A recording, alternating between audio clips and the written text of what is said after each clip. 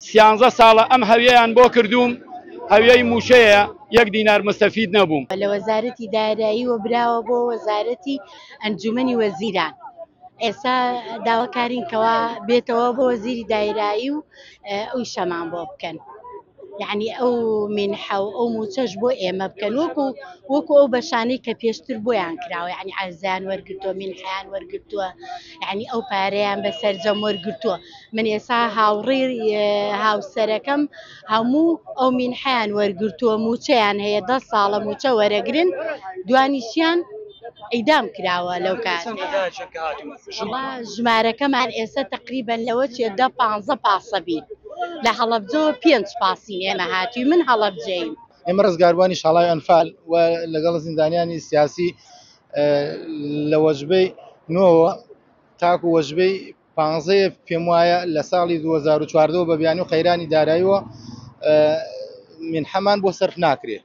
ئەویش ناسنامەکەمان ناسنامان بۆ دەرچووە بە پێی ینی بینینی لیژنەی دادی ناوەکانمان پشتڕاست کراوەتەوە.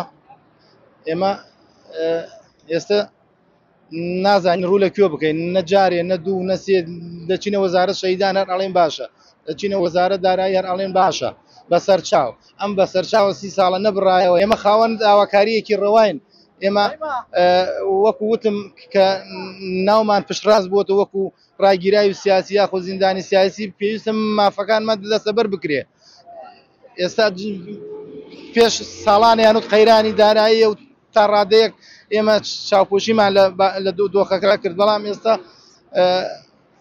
سوپاس بخوا وەزعەکە گۆڕاوە و ئێمەش داوای مافی خۆمان نەکەین و نیوەمان لە حەسرەتە هەر مرد نەیبینی، نیوەی بەتەمەن بوو، نیوەی یعنی کۆچی کرد لە حەسرەتە و لە داخی ئەم دەسەڵاتە. پاشماوەی شاڵاوی ئەنفالین. من تەمەنم 22 ساڵ بووە لە نوگرە سەلمان بووم، ئێستا 54 ساڵم. 32 ساڵە 13 ساڵە ئەم هەویەیان بۆ کردووم، هەویەی موشەیە، 1 دینار مستەفید نەبووم. هاوڕێکانی من کە لە نوگرە سەلمان بوون لەگەڵ منابوون، لە 1 تەوقیت تاگیراوین و لە 1 تەوقیتی شابەر بووین. 7 ملیۆن منحەیان وەرگرتووە، 10 ساڵ موچەی زیندانی سیاسیان وەرگرتووە، 2 مانگ 3 مانگ لەمەوە پێش لە سلێمانیش عەرزەیان وەرگرتووە.